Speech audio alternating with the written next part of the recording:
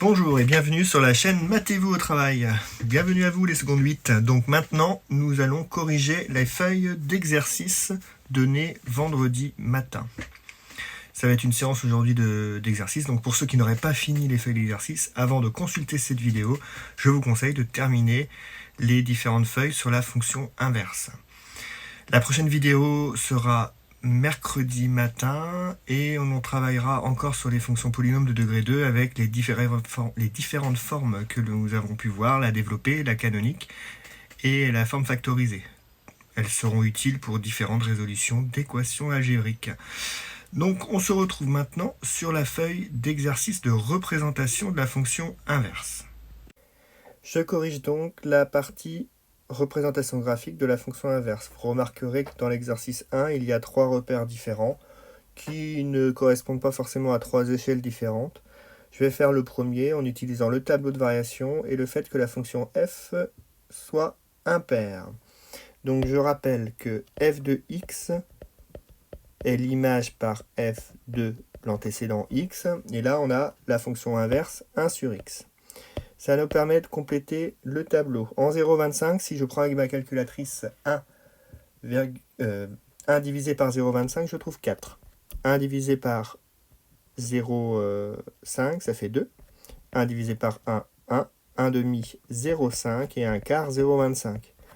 On peut ainsi rapidement mettre en 1 ce point-ci, en 2, 1 demi, en 4, 1 quart, et en 1 quart 4 et en 1 demi 2.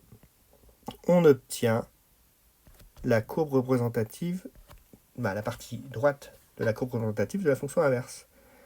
Le fait que cette fonction inverse soit impaire nous permet de tracer le symétrique par rapport à l'origine.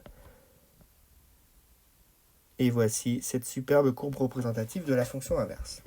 Rien de difficile. Il faut savoir faire ça. Ça fait partie des compétences des fonctions de référence. Passons à l'exercice 2. Nous sommes sur l'intervalle moins 4, 4, avec 0 privé de 0, évidemment, parce qu'on n'a pas le droit de diviser par 0. Et on a la question B et la question C, quelques petites questions de résolution graphique. Je vais, en utilisant le même tableau de valeur de l'exercice 1, je vais tracer cette fonction inverse rapidement. Voilà, j'ai cette partie-ci qui se fait facilement. J'ai plus qu'à tracer le symétrique par rapport à l'origine. Et on obtient une belle courbe de la fonction inverse. Faites l'effort de le faire sur cette feuille. Et maintenant qu'on a cette fonction inverse, on va essayer de résoudre dans le petit b, f de x égale 2. Donc on cherche l'image, les antécédents qui donnent pour image moins 2. Donc, je sais, j'ai tendance à dire souvent donc.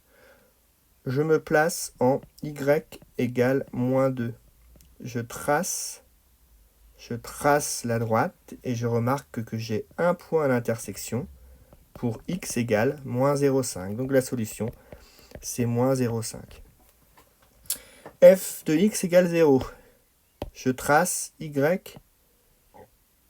égale 0. On remarque qu'il n'y a aucun point d'intersection. Il n'y a donc pas de solution. Troisième valeur, f de x supérieur ou égal à 2. On cherche les images qui se situent au-dessus de y égale 2. Il suffit de tracer y égale 2.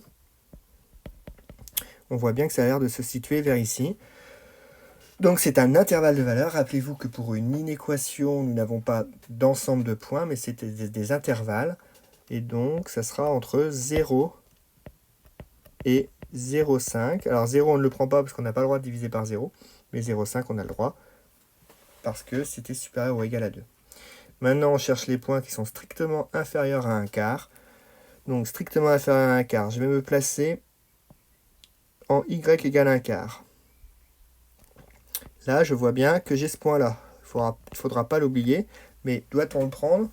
Non, pas dans cet exercice parce que c'est inférieur strictement. Donc on va prendre que les valeurs qui sont ici. Donc c'est entre... pardon, ça n'a rien à voir avec ça. Moins 4 et 0. Exclu. Bon, j'espère que ça ne pose pas de problème. N'hésitez pas à me poser des questions dans les commentaires s'il y a quelque chose qui ne va pas. Dans la question C, on vous demande des valeurs approximatives. Donc, on est obligé de tracer, je vais les tracer immédiatement en couleur verte. Je vais mettre les deux. Y égale 3, qui est ici. Y égale 3. Et moins 0,75. Ne pas faire d'erreur. Ici, moins 0,75. On vous demandait des valeurs approchées. Donc, je fais une valeur approchée à peu près ici. Une valeur approchée à peu près là.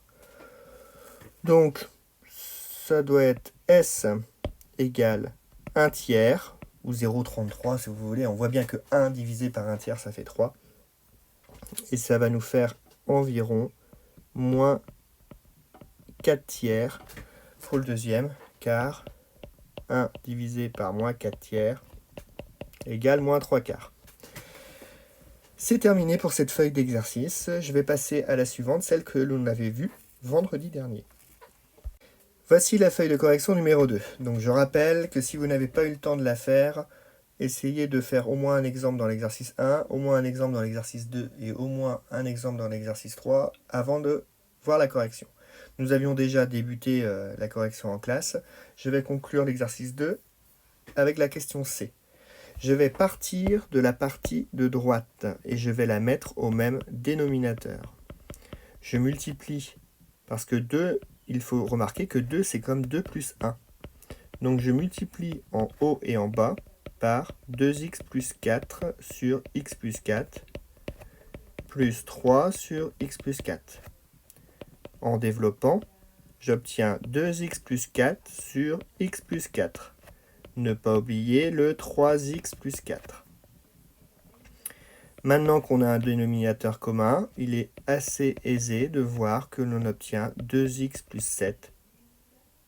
Pardon, il doit y avoir une erreur. Oui, j'ai fait une erreur de calcul. 2 fois 4, 8. Donc on a bien 8 plus 3 égale 11. Donc 2x plus 11, c'est ce qu'il fallait démontrer. Dans l'exercice 3, on vous demande de déterminer un A et un B afin que l'égalité soit vérifiée. Ça paraît un peu difficile, mais pas forcément. On part de la partie de droite. On utilise la même méthode que dans l'exercice 2, donc je mets au même dénominateur. Ce qui permet, pardon, je fais n'importe quoi, ce qui permet d'obtenir ceci. Je développe le numérateur ax plus 3a plus b et je vais mettre un code couleur, vous allez voir. Donc, on dit qu'on fait par identification des coefficients. On veut que cette chose-ci, là que je mets en jaune, soit égale à cette chose-ci. Parce qu'on veut que ça soit égal à gauche et à droite. Alors, vous verrez que, je me rappelle que Lisa me l'avait fait remarquer en classe, il y a une erreur de frappe. C'est un 3 hein, ici qui est là. Attention, il y a un 3. Donc, je vais utiliser des couleurs pour vous montrer. Donc là, le A que l'on a là va forcément être égal à 4. Donc déjà, on a trouvé la valeur du A. Pour que ça soit égal, forcément, A doit être égal à 4. Et on va pouvoir conclure. 3A plus B, ici, va être égal à 3. Parce que c'est la valeur, sachant que A et B sont des réels, c'est la valeur 100x. Nous n'avons plus qu'à l'écrire. 3A plus B égale 3. Mais comme A égale 4, on va pouvoir remplacer en bas. 3 fois 4, 12.